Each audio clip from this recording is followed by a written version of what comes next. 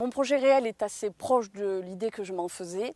Après, il y a quelque chose aujourd'hui qu'il ne faut pas oublier de noter, c'est que les exploitations sont soumises à s'agrandir de plus en plus et qu'aujourd'hui la charge de travail devient assez immense et on ne peut plus profiter aussi bien de notre métier que ce que je le pensais. Voilà.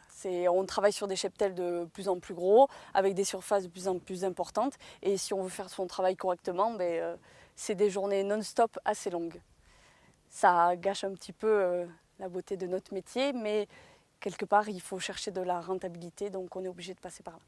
Voilà un petit peu la différence entre ce que je me faisais de l'idée du métier et ce qui est aujourd'hui la course pour arriver à boucler ces journées sans en avoir laissé trop à faire pour le lendemain. Si c'était à refaire, je pense que je ferais sensiblement la même chose. Il ne faut pas regretter. Je n'ai pas eu de problème particulier jusque-là, donc j'ai aucune raison de revoir mon parcours. Les conseils que je pourrais donner à quelqu'un qui voudrait s'installer sur le département et dans ce milieu, c'est de bien regarder vraiment ses envies à soi, de faire attention à ce qu'on a envie de devenir. Parce que ce métier en apparence peut être très joli, très bucolique, il faut quand même des fois s'y filer et il faut avoir un certain nombre de connaissances pour ne pas rencontrer de problème.